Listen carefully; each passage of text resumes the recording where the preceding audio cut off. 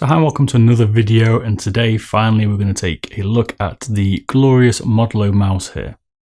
Now if you've been following my videos, you know we go through these in some detail on the review here, using things like this force gauge meter here to read the pressures that it takes to press a button or to move the mouse across the pad. We also do some true measurements here to give us an idea of how these mice differ on different points of the mouse, not just the one that the manufacturers give us, and we weigh them up. So after this video, there should be nothing that you don't know about this mouse. And these videos will be unlike anyone else you've seen review mice, because I go into a lot more detail. So get a cup of tea, get some food, because we're going to be here a little bit, where we go through all these statistics, comparing this mouse to the other mice that I've done in other reviews.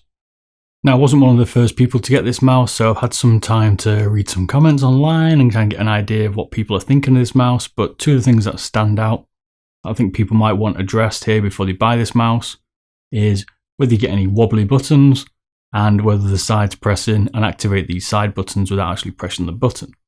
So we're going to go through that in these videos, and I'll give you my opinion and tell you what I found and what I think about these mice and whether that is an issue or not going forward.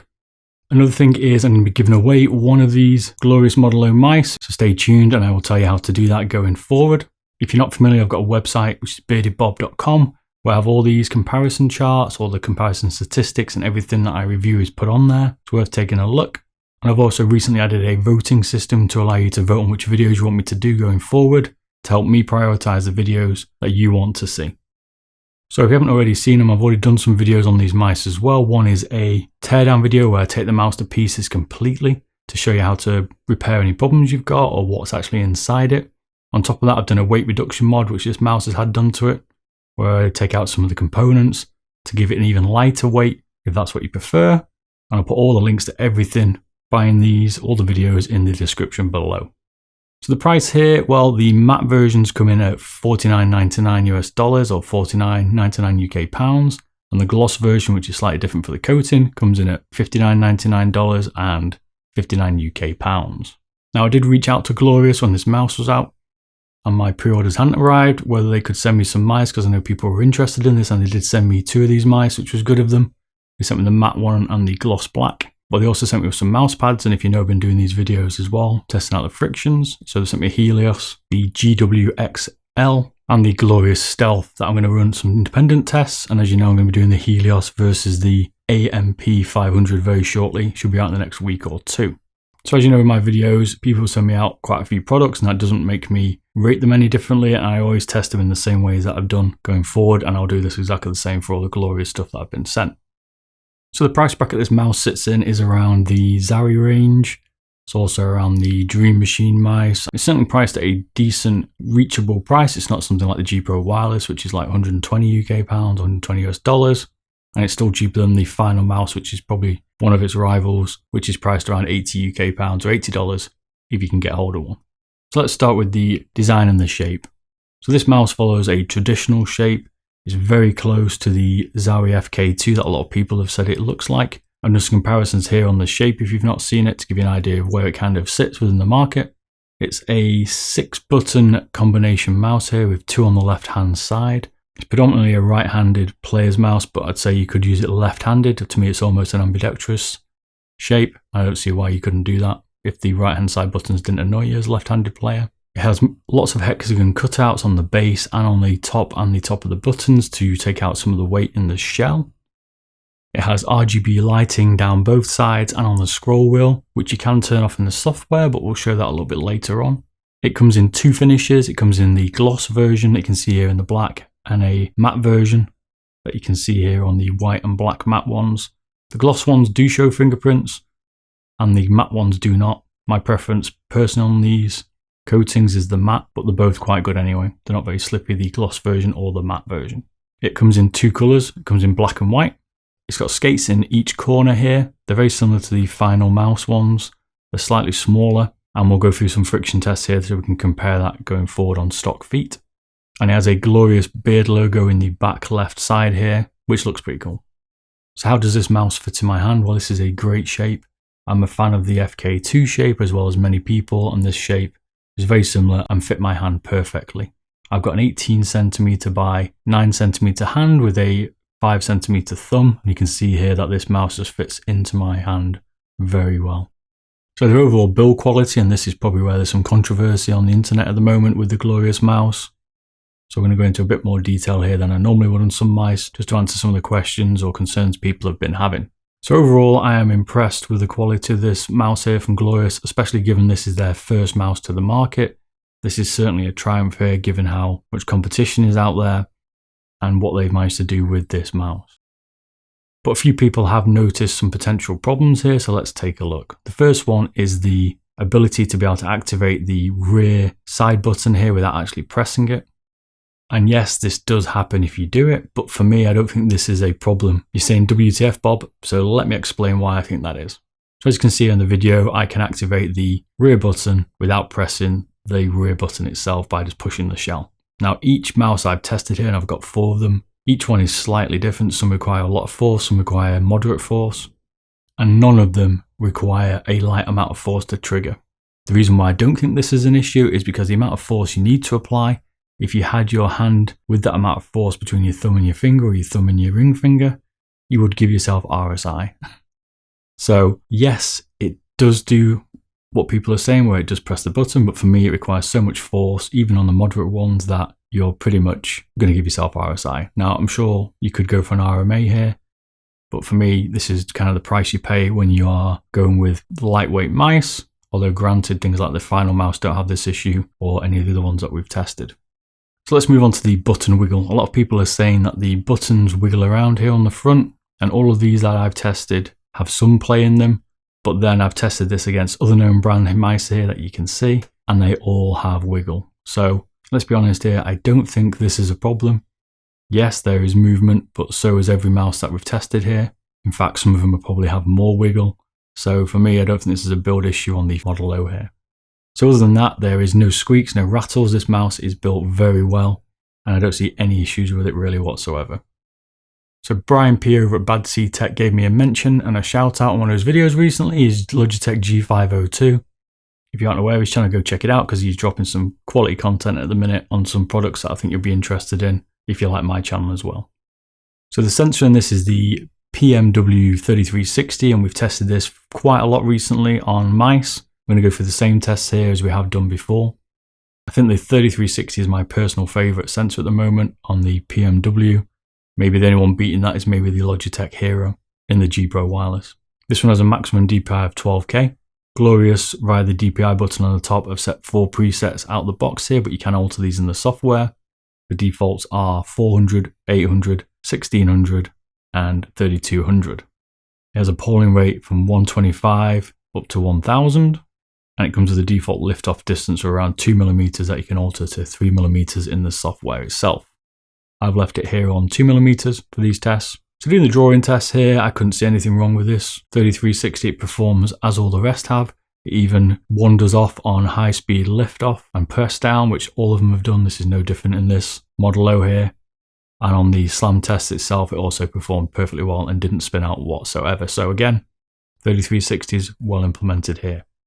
So let's move on to the aim test. So I use 3D aim here that I've done for all my other mice. I leave it on CSGO settings default, and I just pick the Desert Eagle. I don't change anything else, and I run the mouse on 400 DPI. Feel free here to compete against me if you want. Put your score in the comments below. I take 3 goes at it with one mouse, so obviously I'm changing mice a lot, and this gives me an idea of how I'm going to perform with it. And as you can see here, the Model O came in with a decent score, which was 61,096. So certainly a good score here from the Model O. No complaints here whatsoever. This mouse moves really fast on the pad, and that probably is why I couldn't get a higher score here, because I'm not used to how light it is and how wide it glides against my G Pro Wireless. So how do the buttons feel? Well, it's using the Omrons here on the left and right mouse button. These are 20 million clicks. And normally Omrons can feel a little bit mushy, but these 20 million clicks here feel really nice and snappy in this Model O. I can certainly tell the difference between these and my Omrons in my G Pro Wireless. So is there any pre-travel? No, this thing snaps pretty much straight away. And there's a little bit of post-travel, which isn't unusual for some mice here. So you get a quick responsive click on this. One thing I was surprised when I took this mouse apart is the side buttons here are also Hoanu, whatever I say it, I always get it wrong.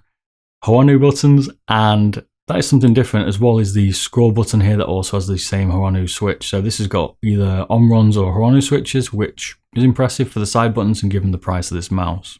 The side buttons themselves are very responsive, and that's probably one of the reasons why you can activate it from the side of the shell. That's because the buttons are right up against it.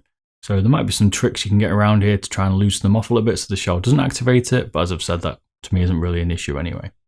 But the buttons don't have too much mush, and they have a little bit of post travel, but nothing that you would not see in any other mice out here. In fact, the side buttons on this for me are better than the final mouse buttons. How does the scroll wheel feel? Well, this is an OEM scroll wheel. I have seen this one around on a few other mice, but for me it's the best OEM scroll wheel here. The only thing I don't particularly like about it is the rubber and how big the little notches are in it. There's a light bit of tactile feedback when you're scrolling through here, but I do find the press down quite short on this and potentially heavy, which we'll find out when we do some tests in a bit. So let's see how they sound.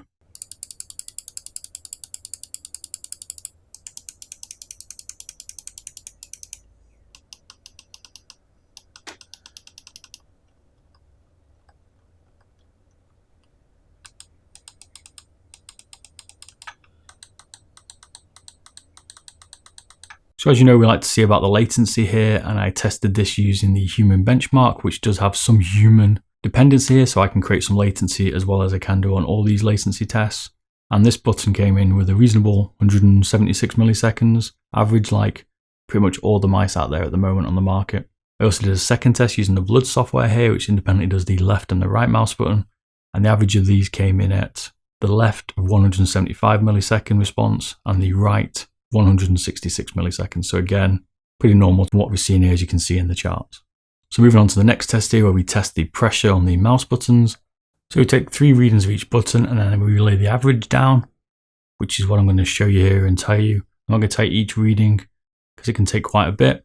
But if you want me to keep doing that as I've done in other videos, then let me know and I'll put it back in. But for this one, I'm just going to show you the press location and I'm going to tell you the average that we got after these readings. So to read the figures, the higher the number, the more force it takes, which means the harder to press. The lower the number, the lighter the click. So the front of the left mouse button, the average was 42 grams. The middle of the left mouse button was 60 grams average. And the rear of the left button was 103 grams average. The right front button was 43 grams average. The middle right button was 58 grams average, and the middle back button press was 116 grams average. The front side button average was 84 grams, and the rear side button average was 88 grams. The scroll wheel press average was 217 grams, so a bit heavy as we thought, and it has 24 notches for a full rotation, the scroll wheel.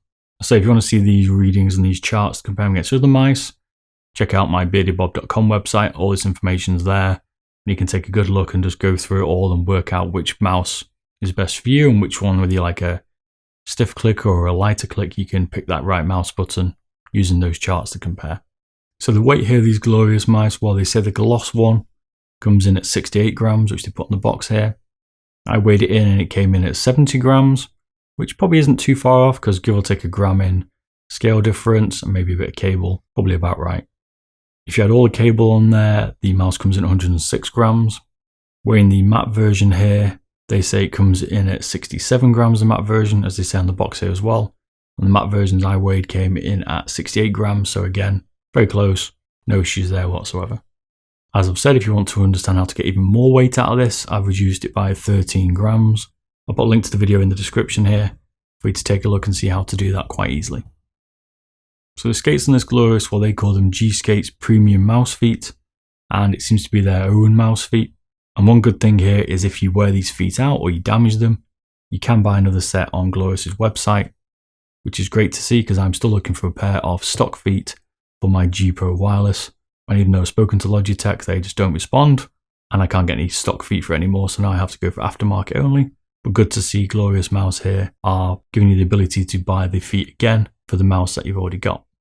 Glorious say that these feet are 8mm. I measured them at 7mm.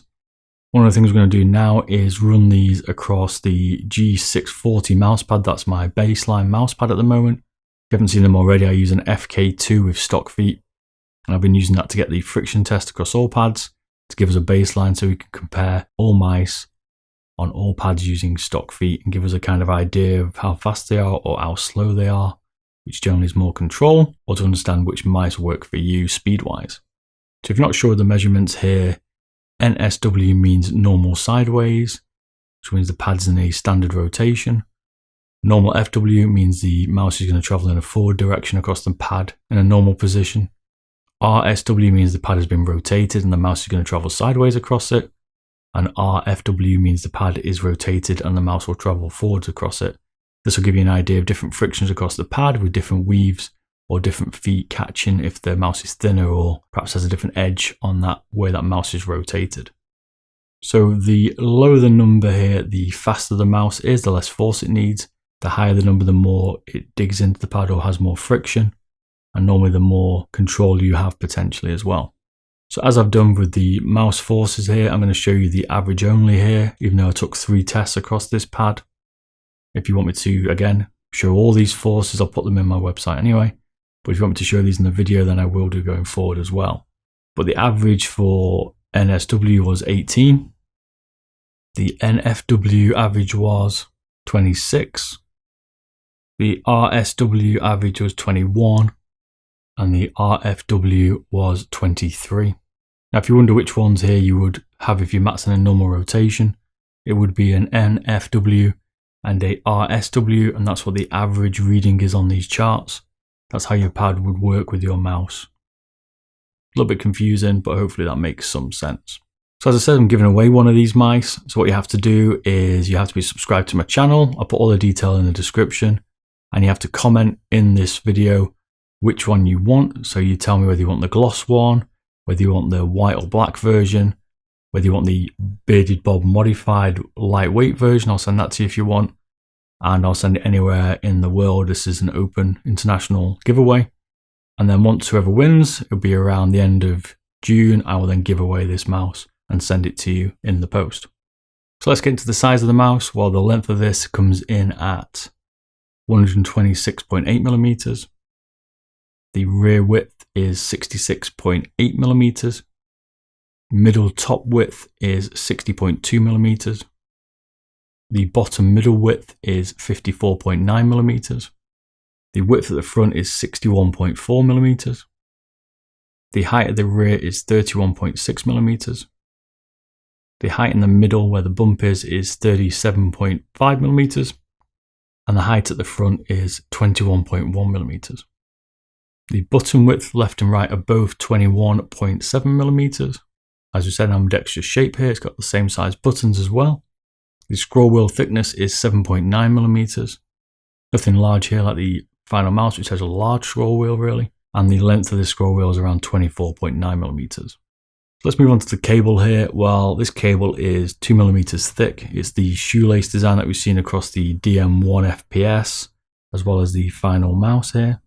They call it an ascend cord. It's very close to a paracord here, but it's not as flexible really, although the flexibility in this cord is perfectly fine. I in fact had no issues using it. I couldn't even tell it had a cord as I can't with these shoelaces, even though I'm using a G Pro wireless as my daily runner. The cable itself is 2 meters in length, and although it doesn't need it, it could fit into a bungee if you needed, as you can see here, without any problems. So the software, well, if you know me, I have some gripe with software. Things like Zowie don't seem to provide it, which is a bit annoying. Final Mouse don't seem to provide it. But Glorious Mouse here have provided it, which is good to see. And you can certainly change a few functions here that you will certainly need to do if you want to use it properly. So this software works on both Mac, OS, Windows and Linux, which is good to see. Within the software, you can reconfigure the mouse buttons. You can also change the polling rate. You have the ability in here also to turn off the RGB lighting, which is good if you don't like it. You can alter the lift-off distance from 2 millimeters to 3 millimeters. If you firmware the mouse from the day release one, which most of them probably now have if you're buying them, you can now alter the debounce timing, which allows you to play around with the button latency. And what I did like to see here was the ability to create profiles, but not just up to 5. You can create as many as you want by the looks of it, which is always good because I'm forever changing the profiles on my G Pro wireless because I don't have enough. I like Razer's Synapsys for that reason, where you can have unlimited profiles. And it's good here to see that the Glorious Mouse here has that ability for you as well, especially if you're changing a lot of games around. So time for the conclusion. Well, honestly, I can't find anything wrong with this mouse. I was surprised how good it is. There's certainly a few concerns people have got, which I don't really see an issue with. But overall, this is a impressive mouse for the price, and it's a serious contender for me swapping out for my G Pro wireless, which is over twice the price and wireless. And that is a good mouse at G Pro wireless. That's how good this Model O is. It comes with good skates, it's got good clicks, it's decent shape, it's got good software, and it comes in at a cheap price with a decent cable. I found personally that this mouse skates across my G640 very well. In fact, very well that I was overshooting when I was trying to use it in some games. I need to alter my sensitivities to get it back under control. That's how good it is. So, do I recommend this mouse? 100%. I think it's a great mouse, and I think you should seriously check this mouse out. So I hope you like this video. Don't forget to like and subscribe, and I'll catch you all again soon. Thanks a lot. Bye bye.